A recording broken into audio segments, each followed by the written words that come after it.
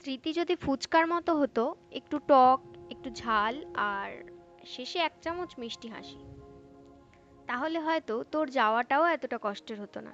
আজকের কবিতা তাদের জন্য যারা টক ঝাল ভালোবাসা খেয়ে নিজের জন্য শুধু মিষ্টি ভালোবাসা খুঁজে পায়। চলুন শুরু করা যাক। ফুচকার দোকানে আজ আর যাই না। তুই ছিলি ফুচকার মতো, একটু টক, একটু ঝাল আর মাঝে মাঝে হঠাৎ করে মিষ্টি। তুই বলতি এই প্রেমটা হোক ফুচকার মতো স্পাইসি, আর আমি তোকে একটার পর একটা খাওয়াতাম নিজেকে না খাইয়ে। হঠাৎ একদিন তুই বললি আর ভালো লাগছে না, আমার অন্য রকম চাই। আর আমি আমি একটা ভাঙা ফুচকার মতো পড়ে রইলাম, টক জল ছড়িয়ে মাটি ভেজানো প্রেম নিয়ে।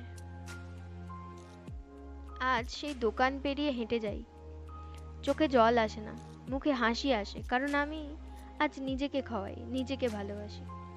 টক ঝাল মিষ্টি সব কিছু রেখে নিজের মনের জন্য নিজের মতো করে প্রেম রাধি। আর ফুচকার মতো সম্পর্কের দিকে তাকিয়ে শুধু বলি ধন্যবাদ, তুই ছেড়ে গেছিস বলেই আমি আজকে নিজেকে খুঁজে পেয়েছি। আমাদের সবার ভালোবাসা হয়তো সব সময় মিষ্টি হয় না, তাতে টক ঝাল কান্না আর হাসির স্বাদ মিশে থাকে।